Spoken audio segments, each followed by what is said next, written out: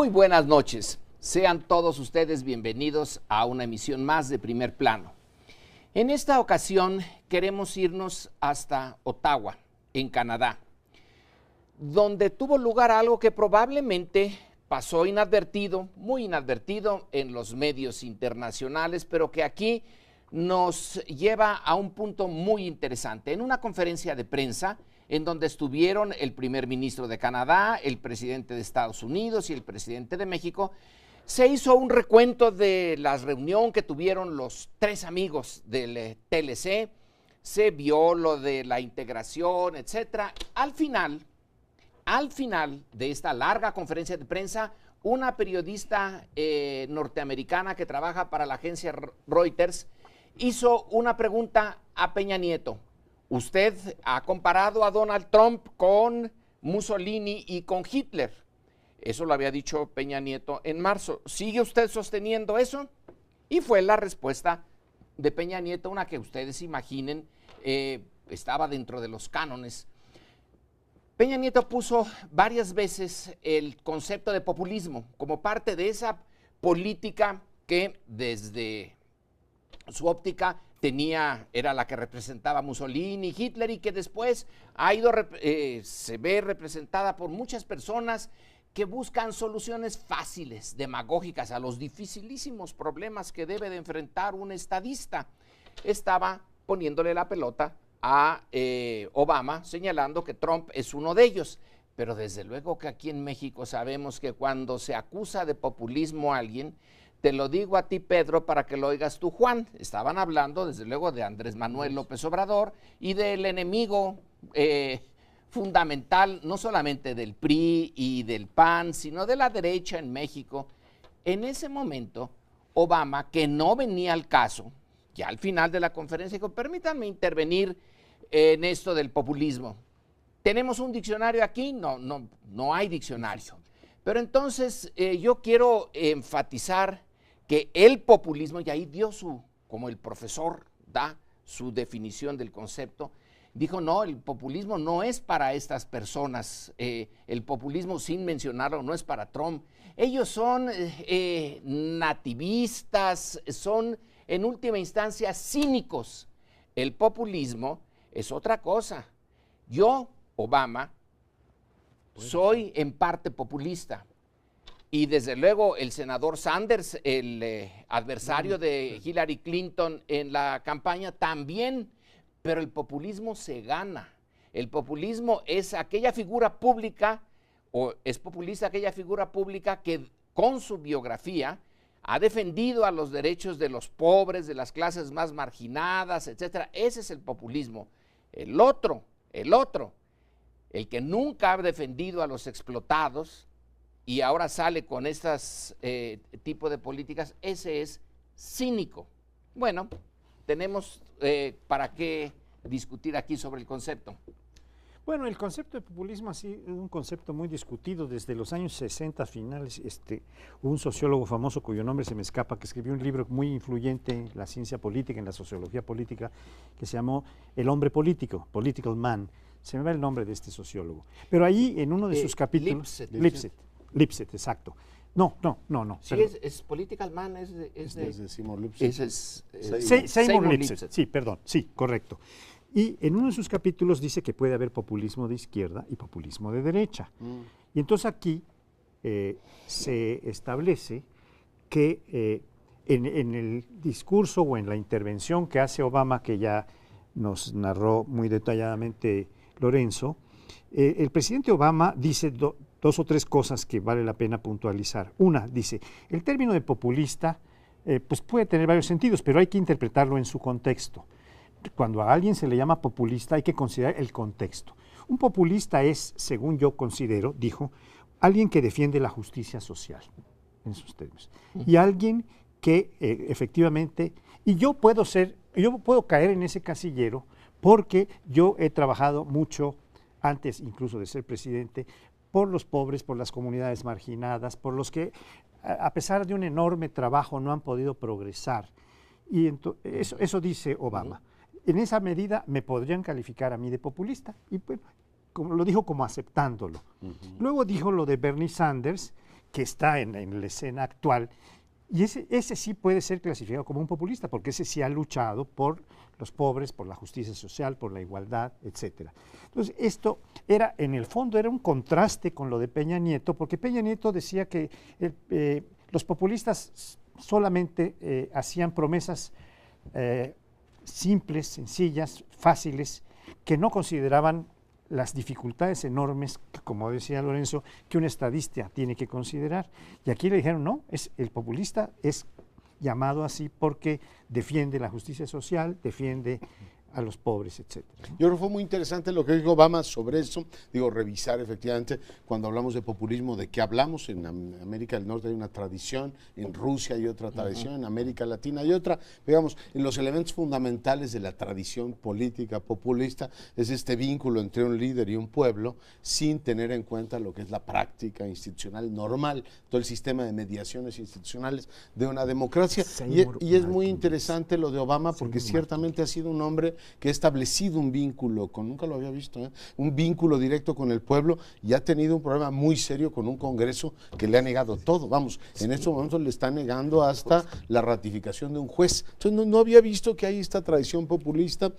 En el caso de México, pues yo creo que el presidente no tiene que ir a buscar muy lejos tradiciones populistas, ni por supuesto ir a Alemania, ni por supuesto ir a ninguna otra. No, el último PRI de Salinas de Gortari era exactamente el modelo de lo que ellos dicen que es el populismo, ¿no? Un líder que se salta todo el conjunto institucional, incluido robarse elecciones y decir, ¿se acuerdan de cómo resolvían las elecciones locales? Aquí va a borrar el que yo digo. Y además lo planteaba con una serie de mantras y lemas así muy sencillones de vamos al primer mundo y México va a dar el salto porque yo lo digo. Por tanto, no hay que ir a buscar muy lejos. La tradición populista en este país la hemos vivido con la revolución institucional. Lo que me parece raro es que lo ejemplifiquen como si fuera un agente totalmente externo a su tradición política. Yo les pregunto a ustedes, y comparto por supuesto con el teleauditorio, es una buena parte de los gobernadores del PRI no hacen eso, es decir, no se saltan a la torera toda la institucionalidad, digamos, legal y democrática del país, y establecen, según ellos, con el pueblo un vínculo muy particular. Me parece que les preocupa buena parte de lo que ellos han hecho hasta ahora. Y bueno, ya me callo aquí, pero me encantó también lo que dijo Obama sobre el tema de la integración supranacional, que si nos da tiempo me gustaría volver sobre ello.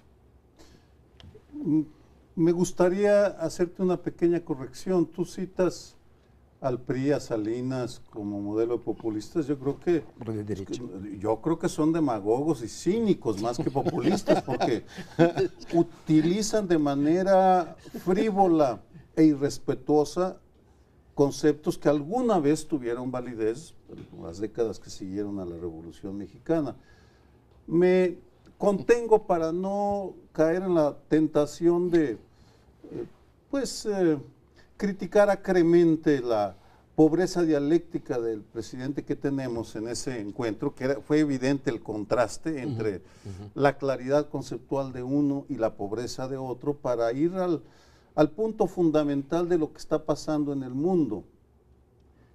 Desde Thomas Piketty, que reinterpreta el Capital, y en México Gerardo Esquivel, que lo recupera, el tema de la desigualdad social y económica está sacudiendo la vida política de los países de una manera que no acabamos de incorporar. En el caso, para no hablar de Europa y desviarme, me quedo en Estados Unidos. Lo que hace Bernie Sanders es obligar a Hillary Clinton a recuperar términos que ella hubiera preferido evitar. El tema de la desigualdad y de cómo va a resolverlo, elevando el salario mínimo o aumentando tal o cual beneficio para las mayorías. En ese sentido, quienes hacen todo lo posible por evitar el tema de la desigualdad son los políticos mexicanos, casi todos. Incluso Andrés Manuel López Obrador, al cual se critica, le falta concreción, diría yo, en sus propuestas, qué va a hacer, cómo, dónde, cuándo, de qué manera va a reducir la desigualdad. Y ciertamente Margarita Zavala, pues lo que está buscando es llamar la atención sobre sí misma sin responder al tema de las atrocidades cometidas durante el gobierno de su esposo, ni tampoco abordar temas de fondo. Creo que este incidente debería servir para que quienes aspiran a la presidencia en México incorporen el tema, sea populista o no. En el fondo tenemos un terrible problema con la desigualdad que atraviesa todos los conflictos que estamos viviendo, de una u otra manera. ¿Qué van a hacer con ello? Aquí fue una especie de boomerang no esperado. Yo no creo que Obama haya pensado realmente en Peña Nieto y en México. No. Él lo dijo pensando en su propio país. Claro. Aquí el mejor ejemplo de populismo, si se le quiere poner populismo de izquierda o de derecha, es el mejor ejemplo de populismo de izquierda, es el general Cárdenas. Sí. Él fue el que se conectó directamente con el pueblo, el que sí entendió cuál era la demanda social más importante, llevó a cabo la reforma agraria. Vaya, esa sí fue un monumental cambio en la estructura social mexicana. Pero ahora la derecha siempre lanza contra Andrés Manuel esto de es populista y ya, como si diciendo es populista es suficiente, es casi como decir es asesino, es ladrón, es todo lo negativo. Y tenemos aquí al presidente Obama, al de Harvard, dando una pequeña, rápida definición de populismo que pone al populismo como una de las fórmulas necesarias en un sistema mundial, como dice Sergio, que está siendo particularmente injusto. Entonces le dio la vuelta a la tortilla. Yo no sé si aquí lo vayamos a tomar esto más a fondo, pero es interesante que alguien haya puesto esta otra cara del populismo. Yo decía lo de Seymour Martin Lipset, porque él hace claramente esta separación de populismo, posibilidades de populismo de izquierda o de derecha. Y a los de derecha, pues son a los que se identifican con Hitler, con Mussolini y en el caso reciente, con Trump en Estados Unidos. Por esto me parece que es interesante ver qué significado tiene esta discusión virtual que se dio. Hay un libro muy bueno de Octavio Yanni que se llama El Estado Populista, en donde plantea los gobiernos en Argentina de Perón, Getúlio Vargas en Brasil y Lázaro Cárdenas en México, que fueron los tres países fundamentales que promovieron la derrama social, las reformas agrarias, una serie de transformaciones estructurales que dieron lugar, impulsadas por el Estado. Aquí no era brincarse las trancas de las instituciones, sino era desde las instituciones del Estado que alcanzan a tomar porque llegan al poder. Y entonces esto es lo interesante que tiene esta discusión, para traer a la... Una brevísima añadido. Lo que pasa, Francisco José, es que los términos de izquierda y derecha han quedado totalmente rebasados por la caída del muro de Berlín y por la crisis financiera del 2008.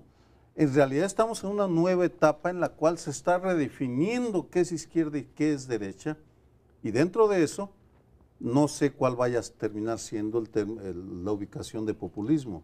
Y aunque lo incorporan desde el Estado, el tema se refiere más a la mediación, digamos, institucional tradicional de una democracia. Por eso decía que encajan desde el general Cárdenas de un populismo de izquierda hasta un Salinas de Gortari, que desde mi punto de vista fue el prototipo del populista de la derecha. Es decir, mi proyecto tiene que resultar, y yo conecto directamente con la misión modernizadora de las clases medias. Por tanto, no hay que ir demasiado lejos en buscar eso. Yo creo que cuando se ponen etiquetas así como muy claras que parecen, yo no voy a discutir con este señor porque es populista, en realidad lo que estás haciendo es evacuar el debate, ¿no? Es decir, oiga, evadir. Sí, salirte, ¿no?, del debate y decir, oiga, yo no discuto con él porque es un populista, ¿no? A ver, diga con precisión qué parte de su proyecto político le parece que es un riesgo, o diga qué parte de su forma de hacer política le parece despreciable, y a lo mejor se encuentran con que buena parte de las políticas que hoy se están usando son las que nos están llevando a la ruina. Obama diciendo, pensemos que la integración supranacional está dejando a tanta gente en el camino, el tema de la desigualdad. Sí. Bueno, nos tenemos que ir a un corte, espérenos, volvemos en unos instantes. La semana pasada abordamos el tema de la confrontación entre la Coordinadora Nacional de Trabajadores de la Educación y el gobierno de Enrique Peña Nieto, Y recordé que desde el 68, desde hace muchos años, el Estado mexicano no había utilizado las balas por razones políticas frente a opositores. Ha pasado una semana y vino un diálogo que duró unos cuantos días, en las cuales, que solo sirvió de hecho para ratificar posturas irreconciliables, porque Osorio Chong, secretario de Gobernación, fue a decir: la reforma sigue, y los maestros dicen: pues los bloqueos siguen. Y súbitamente el viernes el secretario de Gobernación anunció que la paciencia del gobierno había terminado, lo cual llevó a Proceso a poner en su portada de primera plana: el gobierno corta cartucho, como diciendo, se prepara otro capítulo en la violencia. No sé en dónde vaya a terminar esta confrontación. Hay dos aspectos que menciono. Uno, que está creciendo geográficamente. Estados que estaban fuera de la esfera de influencia de la CENTE, como Nuevo León, se están sumando masivamente en algunas ciudades, el Distrito Federal también, y que pareciera que el movimiento del magisterio está sirviendo como el imán, como el gancho de atracción para muchos grupos que están profundamente insatisfechos, pues no solo con la violencia, sino, regreso al mismo tema, con la desigualdad, con los excesos, con la corrupción, con la incapacidad de la clase política para reformarse. Me parece que son momentos aciagos en los cuales es imposible anticipar lo que vaya a suceder, salvo que los adversarios están preparándose, están velando sus armas.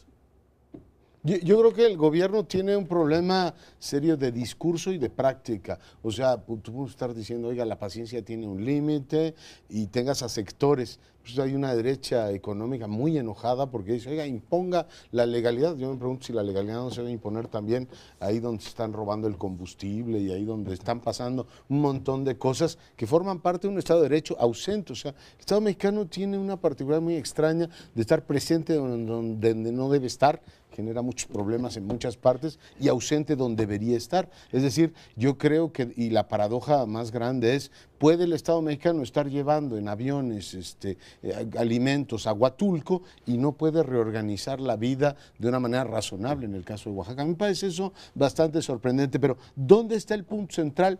Yo creo que una reforma, aunque sea buena, yo creo que la reforma educativa era una buena idea y hay que modernizar nuestro sistema educativo, no la puedes imponer a fuerzas. Ese es el primer elemento, y no la puedes imponer de la manera en que lo ha hecho hasta ahora el gobierno. Y la segunda es que, pues no puedes decir que vas a imponer el orden y matas a 9 personas como en Nochistlán. Es decir, oiga, si el orden es que va a matar a más personas, es simple y llanamente regresar a episodios que este país simple y llanamente no se puede permitir nuevamente. O sea, es un Estado que no está en condiciones de imponer un orden justo, un orden que además salga pulcro, ¿no? Es decir, yo creo que lo mínimo que se puede pedir es efectivamente que las policías no maten a personas que están manifestando.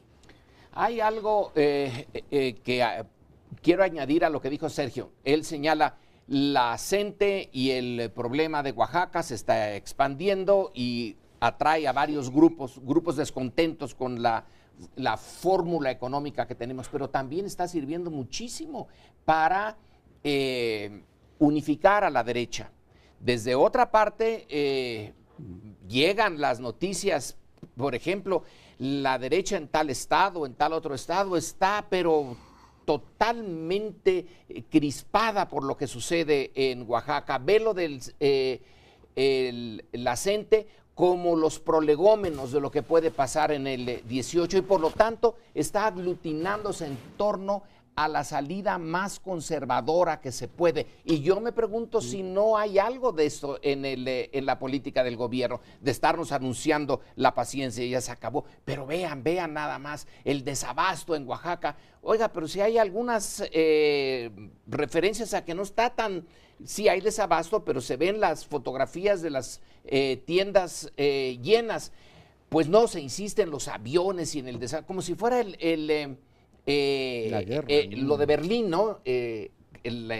Cuando se cercó Berlín y se estaba rescatando los norteamericanos de las manos de los comunistas a los berlineses con sacos y sacos de comida. Eso parece, el secretario Mida aparece todo el tiempo y los sacos y la comida y reabasteciendo y mandándonos el mensaje, cuidado, en el 18 esto puede ser a lo grande. Así que vámonos aglutinando la derecha para evitar que estos, y alguien me mandó un correo, oiga, ¿y usted cómo sabe que los mataron los de la gendarmería? Yo creo que fueron los asesinos de la CENTE los que mataron a los pobladores de Nochistlán, porque esos son asesinos. Bueno, las cosas están realmente polarizando. Bien, a mí me parece que esta escalada, porque es una escalada de conflicto, la que se da entre la Coordinadora de Trabajadores de la Educación con el Estado mexicano en su conjunto, pero digamos específicamente contra el gobierno, que es el que está tratando de impulsar la reforma educativa. Pero junto con este conflicto que trajo estos 9 muertos y más de 100 heridos en Nochistlán, se vienen asociando otros problemas muy serios. Algunos de ellos lo vamos a tratar en un siguiente bloque, el aumento de los de los bienes de consumo masivo, gasolina, etcétera. Pero está la caída del peso frente al dólar, la volatilidad, la caída de los precios de petróleo, que es una parte de la explicación de la caída del peso, y está trayendo problemas al Estado mexicano. Está habiendo recortes presupuestales muy severos a propósito del Brexit, pero bueno, no sé si es a propósito del Brexit o usaron como pretexto el Brexit, porque no sé qué tanta sea la influencia que pueda tener para recortar 35,000 millones de dólares después de otro recorte anterior. O sea que estamos teniendo recortes que van a traer una insatisfacción muy grande en diversos sectores de la sociedad. Estamos teniendo otra problemática, la problemática migratoria muy fuerte. Estamos teniendo la no solución de lo de Guerrero, de lo de Iguala, desde hace un buen rato, que sigue pendiente. No hay imagen en la que no aparezcan los 43 que faltaron, o nos faltan todavía 42 porque apareció nada más uno, y cosas de este tipo que van haciendo un caldo de cultivo explosivo. Esto es lo que parece más preocupante.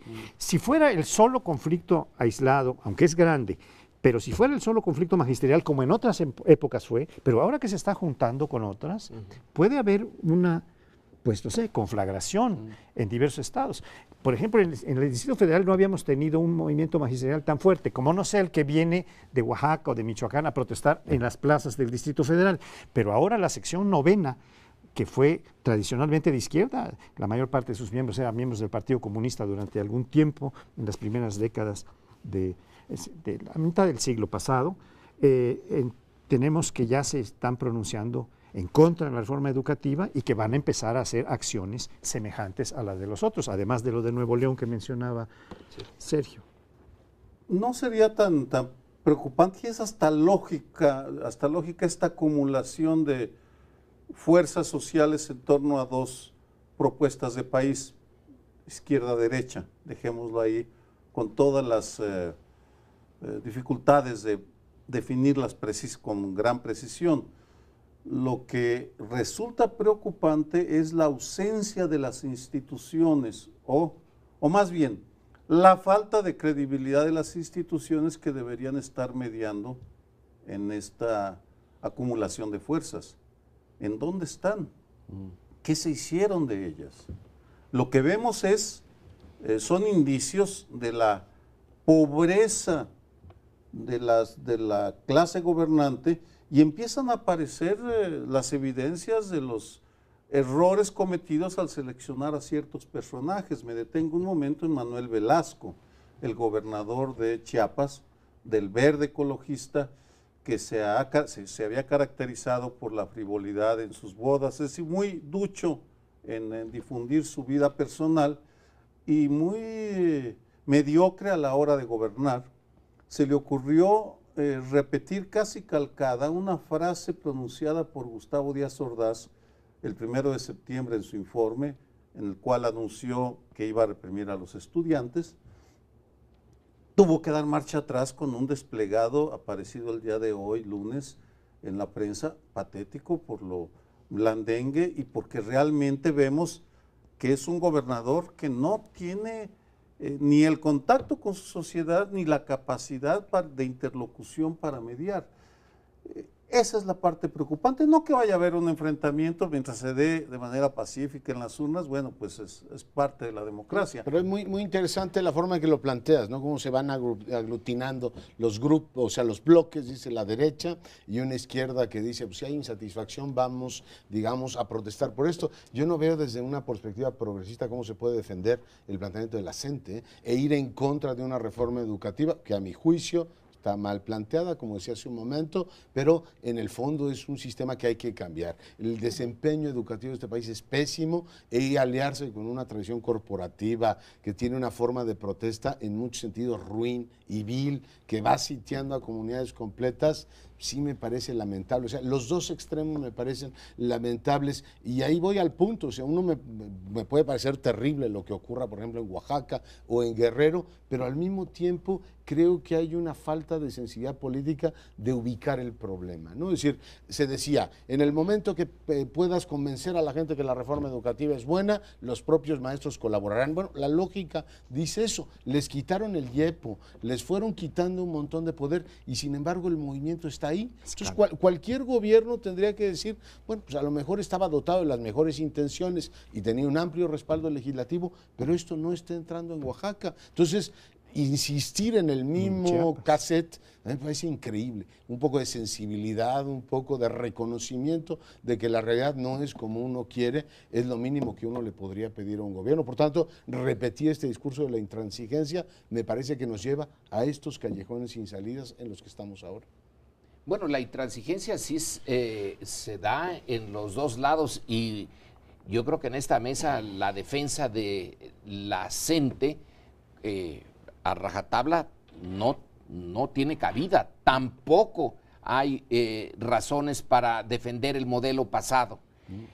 Pero en los dos casos hay que meter un poco más de razón, con una diferencia. El Estado tiene las armas y la CENTE no. Hay una diferencia fundamental, en alguien debe de caber más la prudencia. Nos vamos, les recuerdo que grabamos este programa al mediodía, entre 12 y 1, por si hay algún incidente en la tarde que no somos responsables, no estábamos enterados, no podemos ver el futuro. Regresamos. Hay mil maneras de describir el mal humor social o esta inconformidad que la sociedad tiene con sus gobiernos y una es efectivamente las encuestas de evaluación del desempeño. Hoy el Universal publica dos, una del presidente de la República que hizo buen día y la otra el desempeño del jefe de gobierno. Y uno está mal y el otro está peor. En términos redondos les puedo decir que el 63% reprueba la forma en que el presidente Peña Nieto está gestionando este país y hay un indicador que siempre pregunta, buen día, si el país va por buen rumbo. Y ese número se nos va casi a los 80, es decir, 8 de cada 10 mexicanos siente que el país no va por el mejor camino. Y el punto que más irrita a la gente, no sé si lo vieron en la encuesta, pero lo comparto por supuesto con el auditorio, son las reformas. O sea, la gente dice, oiga, pues las reformas, en vez de que este país funcione mejor, por lo menos hay un sector que está enojadísimo con las mismas. Y ese es así en plural, no es una en particular, les puede ofender la financiera, la educativa, la energética, no, las reformas en general.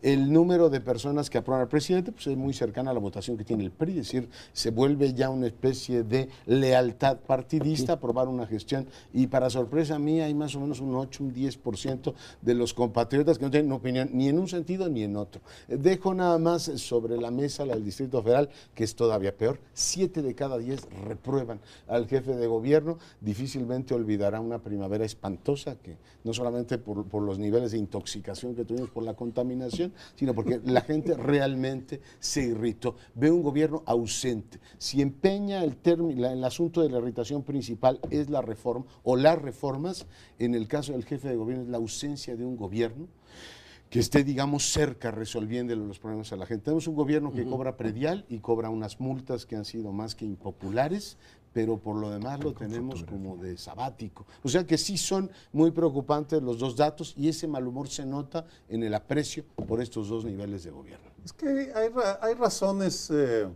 bien sólidas. Sí contamos con la evidencia para fundamentar la desaprobación de quienes nos gobiernan.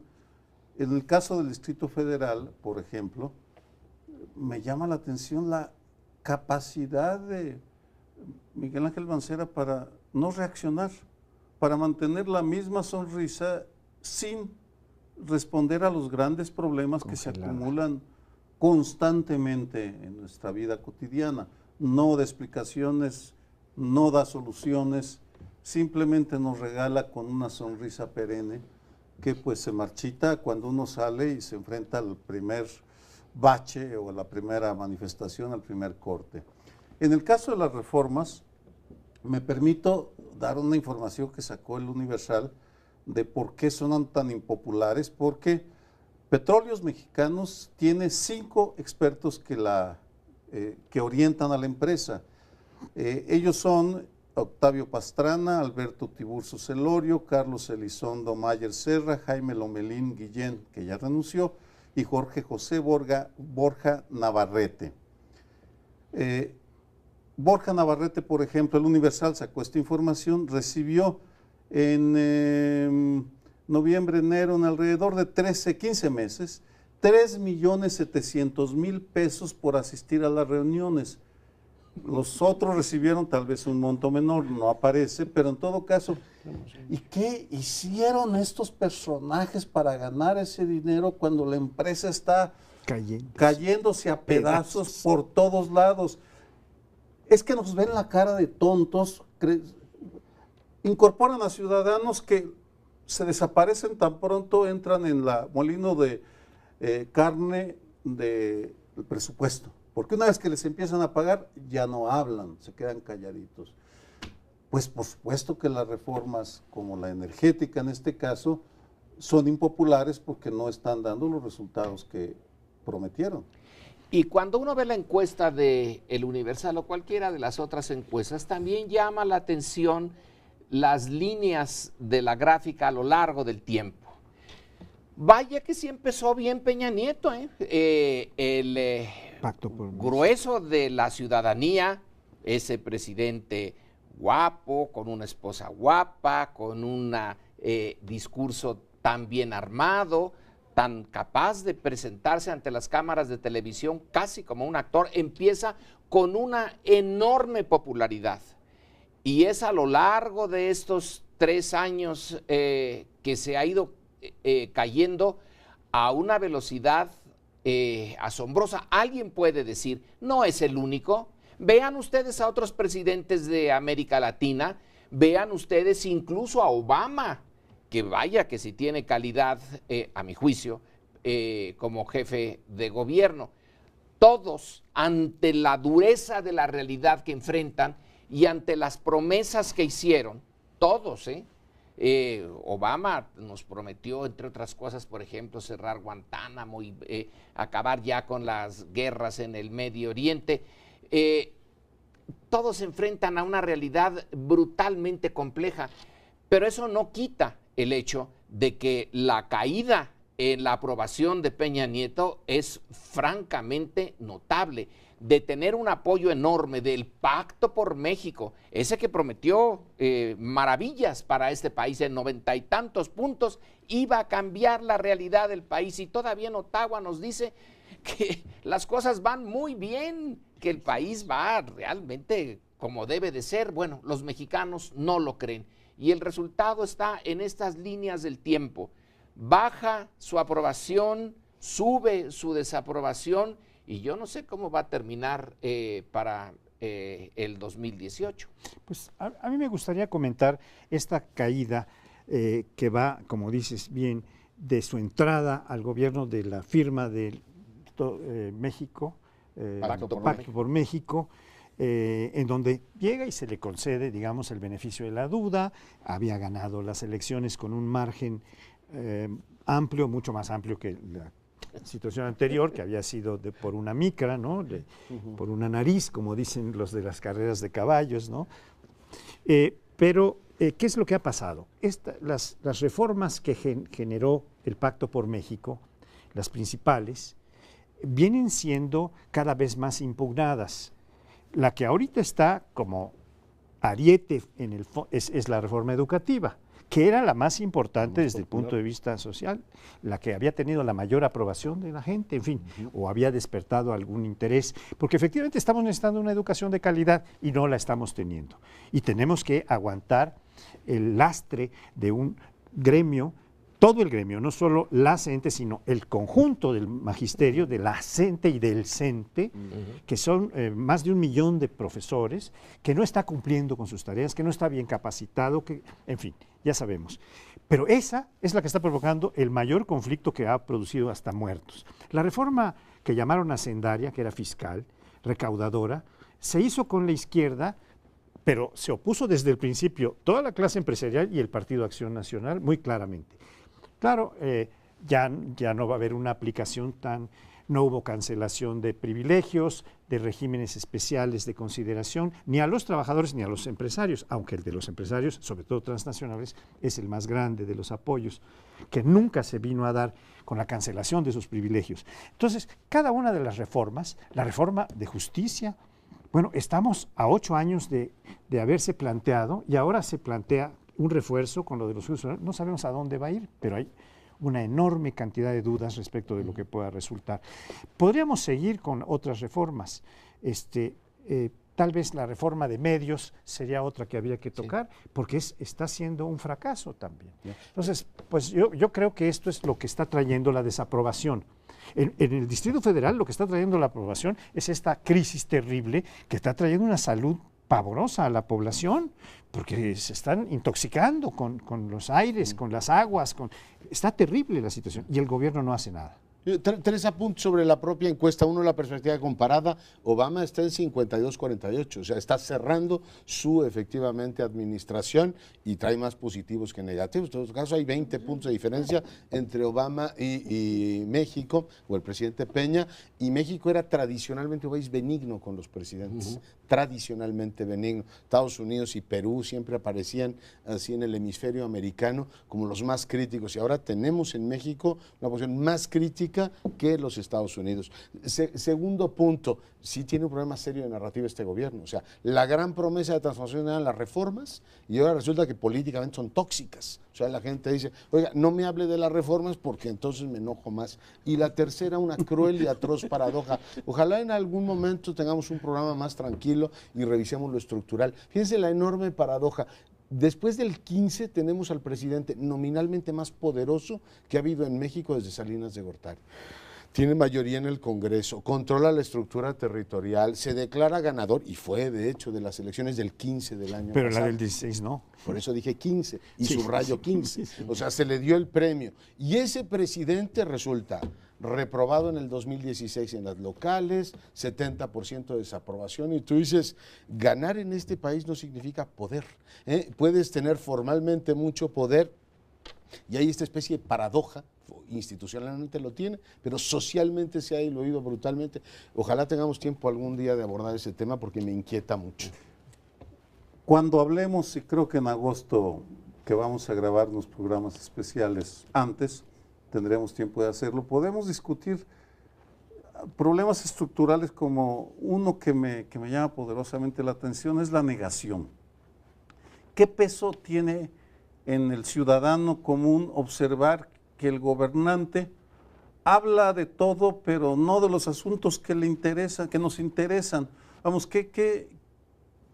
¿cómo nos impacta escuchar a Mancera o a Peña Nieto justificarse y decir que vivimos bien, que vamos avanzando, cuando nuestra constatación diaria es radicalmente opuesta?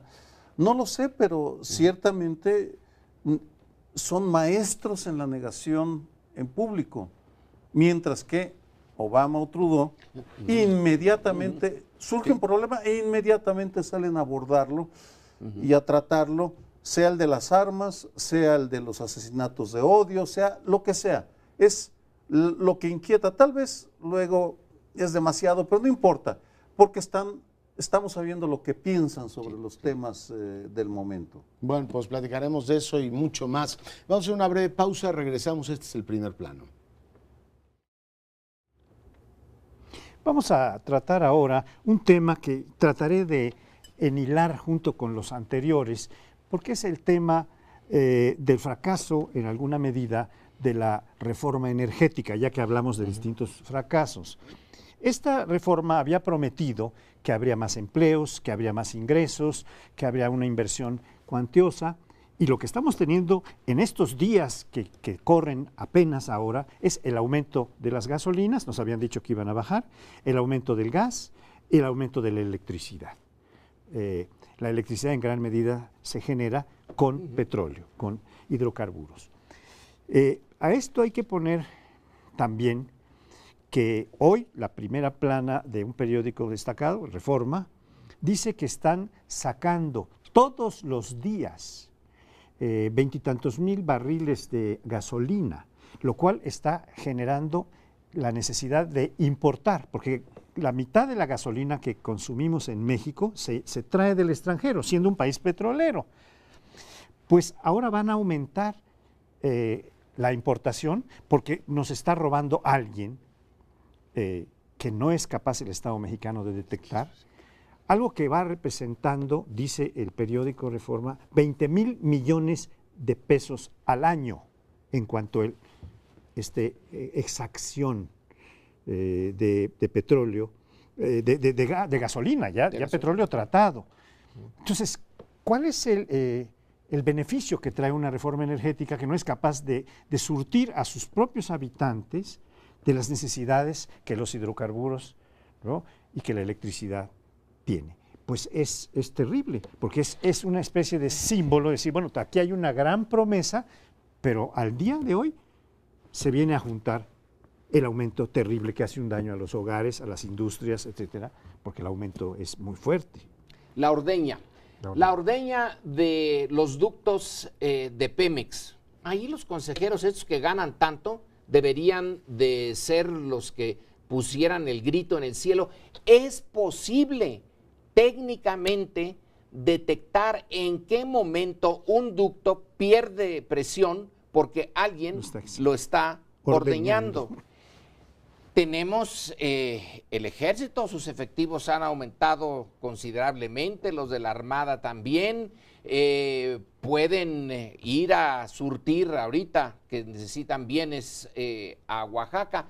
No podrían detectar desde las partes centrales de Pemex en qué momento y en qué lugar está bajando la presión y movilizar inmediatamente una fuerza de tarea, como le llamaban. Entonces creo que ahora ya no se les llama así. Con que vayan en 2 helicópteros y los en ese momento los agarren. Pero no, hay algo dentro de la propia estructura de Pemex, digamos, una inteligencia de los grupos criminales que ya está dentro y les permite hacer todo esto sin ser detectados. Un Estado moderno del siglo XXI que es petrolero, que conoce del petróleo, no puede detectar las ordeñas a tiempo. Yo me permito dudarlo.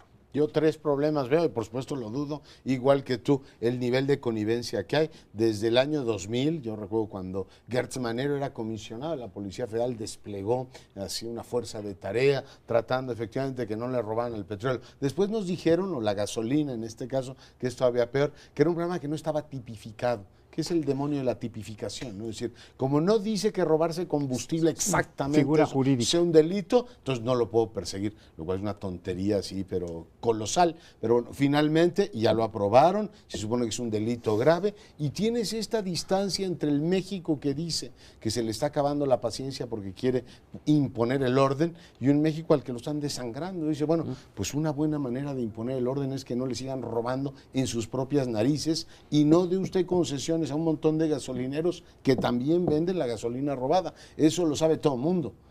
te venden, en fin, no me extiendo. Ahí hay un montón de dinero que están robando en las narices del propio Estado. Entonces, toda esta palabrería del Estado de Derecho, imponer la ley, pues que lo impongan ahí donde hay una actividad criminal primero. Y segundo, este tema, pues que sí, no casa una idea de que íbamos a tener el mundo maravilloso y de pronto dicen, bueno, ya no es tan maravilloso. Además, casualmente, después de que pasaban las elecciones, te dicen, ahora le tengo que subir la electricidad. Y fíjese que ya no iba a haber gasolinazos, pero ahora sí le tengo que poner otro gasolinazo. Entonces tú dices, oiga, no que las reformas maravillosas me iban a cambiar la vida. La única que nos cambió la vida es la fiscal. Es así, subió 7.5% la recaudación. Ah, bueno, pero a ver, ve y explícale al soberano, oye, estoy recaudando más, el petróleo está a $40, claro, me roban una parte, pero sigo recaudando mucho. Pero a pesar de que mi situación es comparativamente mejor, yo erario público, te tengo que recortar el gasto. Dice, pues no me suena, o sea, usted tiene más dinero y resulta que me tiene que recordar el gasto. ¿Qué está haciendo con el dinero? Eso le cuesta cada vez más explicarlo al gobierno y a los ciudadanos nos cuesta cada vez más entenderlo. Qué optimista eres al decir que le cuesta más trabajo explicarle al gobierno. No lo explica, se quedan callados, insisto, son maestros de la negación. Incluyo este asunto en una consideración más amplia. El gobierno de México está imitando lo que hizo Estados Unidos en sus territorios como estrategia contra el crimen organizado. Fragmentar a los carteles, esa es la estrategia. Y están teniendo éxito porque sí están deteniendo a los grandes capos, eso no hay ninguna duda, hay que reconocerlo.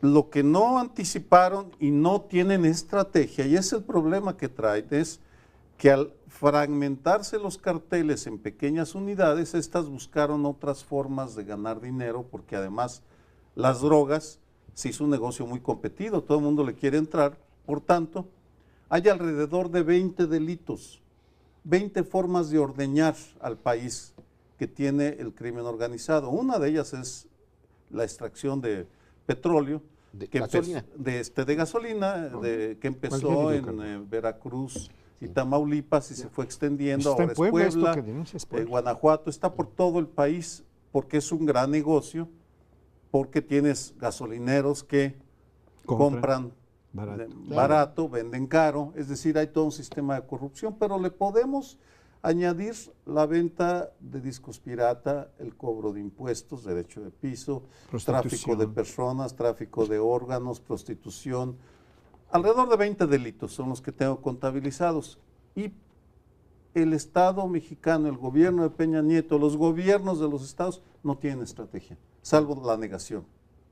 Porque la estructura del crimen organizado es la misma, el procedimiento es el mismo, usan las armas para imponerse y no le alcanza el ejército para combatir a los miles de grupos que en todo el país nos están chupando y luego nos están ordeñando a pequeña escala y simplemente no hay manera de frenarlos con la estrategia actual.